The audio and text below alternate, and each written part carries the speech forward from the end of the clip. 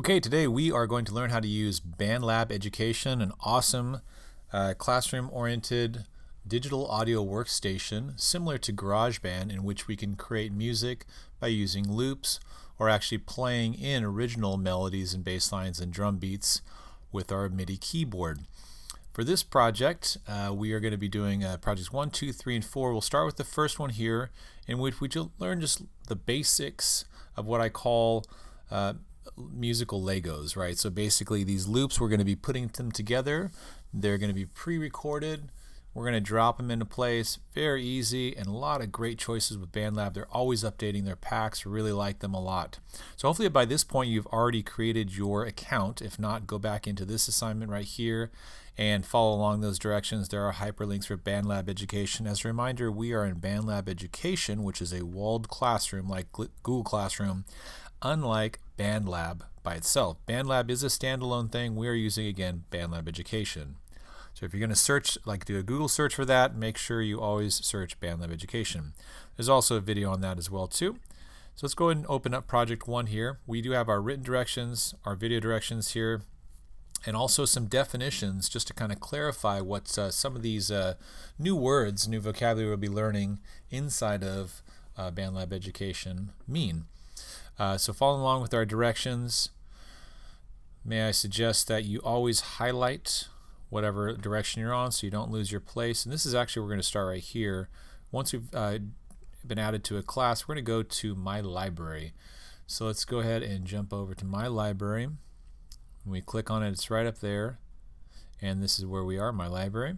Now, if you're creating a new project, which we are, you're going to click on Mix Editor.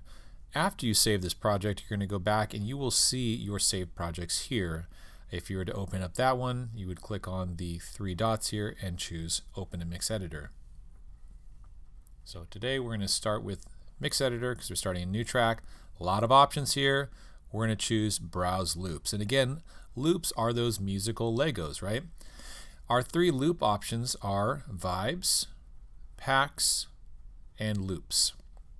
I'm going to suggest loops, packs, sorry, because they are a collective from different producers or within a particular genre.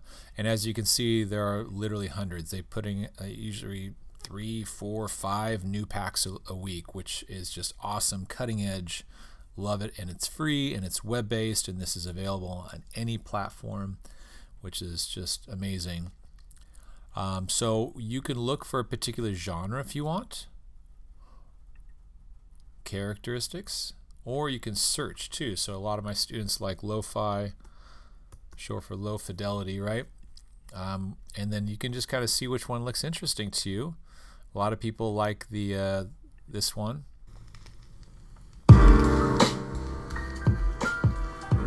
We're just getting a feel here for these.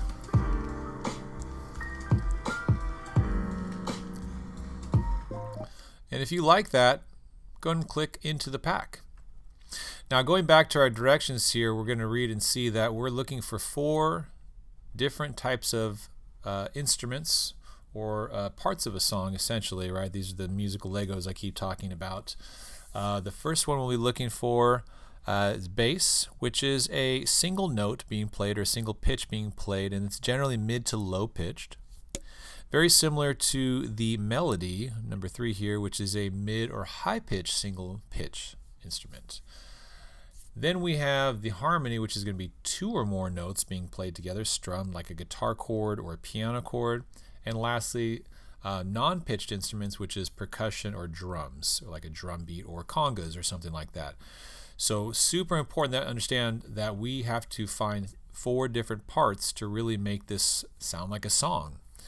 So here we see over on this side we have our instruments are listed here. These are bass instruments, so we could start with that bass. We don't have to start in a particular order, it doesn't really matter, but it's here, and we notice that they're numbered. This is very important for project 2, in which we'll find a new bass line and essentially starting to create a second section of the song. This first section is called the chorus or the intro, and the second section will work in project 2 is the verse. So let's listen to these by clicking play.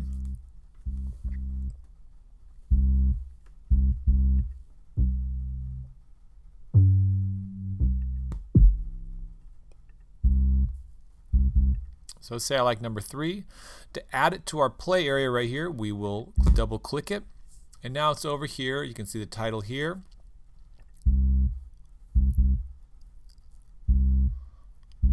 Which is great. Now you can see we have this area up here. You can click there, or right here you can turn it on. This is called our cycle. The cycle will loop it over and over again. You can adjust the length of the cycle, and so it just keeps playing over and over again. You can start and stop it with your space bar, and you could take it back to the beginning or bar 1 right here by hitting return or enter.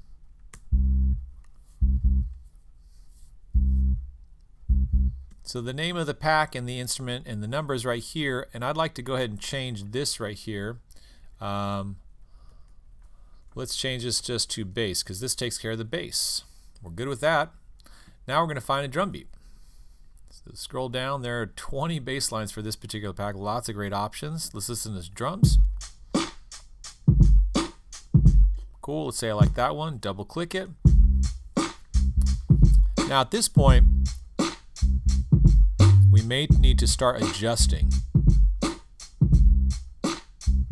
think the drums are a little loud, so I just clicked right there on the volume and I brought it down to negative 1.3 decibels. You can adjust them a little bit, but don't go more than -3 or more than +3, because we could start doing what's called clipping or peaking right in this little line right here. You see when I play it, we may have to change the size, but usually this is a colored line right here, and this is called our master volume. If you're seeing a lot of red in here, or kind of a lot of red, we want to make sure we turn our volume levels down here so that our overall master volume doesn't distort and sound, like I said, distorted, or what we call clipping. Well, we're going to go and change the title of this one. Drums or percussion is fine. What are we missing? We're still looking for melody and also a excuse me, a harmony part. Let's listen to this guitar. Now I said in the directions that we also have, or in the beginning of the video I should say, we have this Google Doc that I've created that's all definitions of what we're talking about here. So what is a melody? What is a bass line? What are drums? And then we see these different names for instruments inside these packs, and we don't know what they mean. Well, what does strings mean? Well, it could be a violin or a double bass, and these instruments can play a melody, a bass line, or harmony. So this will kind of help with the confusion of what is an 808, or what does perc mean, or what does ARP mean, right? So this one is pretty clear. We know what a guitar is. We'll listen to this. And we can clearly hear that's more than one note being strummed simultaneously. That's definitely harmony. Let's say we like this one, so we'll go and double click on that one. And there's that, right? So now we have harmony.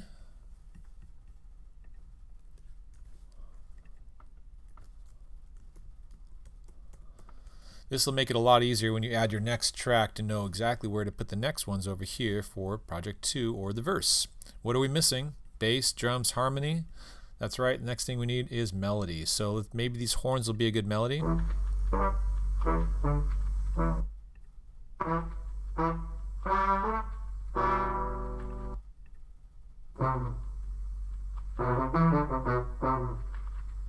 That's all right.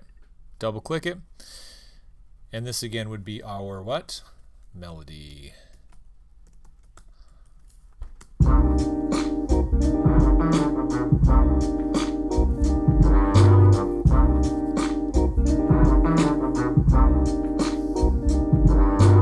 Okay, let's say we're loving that one. Let's go ahead and save it properly. We're going to do like every project.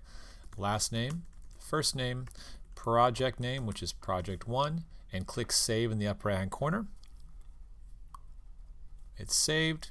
Now we need to export it onto our desktop. The reason we need to do that is because we have to then upload it to this Google Classroom assignment. So let's go and click File, Download, Mixdown As. Now it's going to create a mixdown right here. Sometimes it takes a little bit of time because it will basically take these 4 individual tracks and compress them into one individual track. And it's going to give us some quality, audio quality options. I think high quality MP3 is fine. It's good quality and we can hear it without being a lot of memory being taken up. The mix down, I've noticed, has been taking quite a while, so if our server is kind of busy, that may be an issue, so just a little bit of patience. Sometimes it does also glitch a little bit, and nothing will happen. So it'll say download, you get through this, it exports the revision, and then you don't see anything downloaded. So unfortunately, at that point, you will need to do it again, and then hopefully it will work that second time.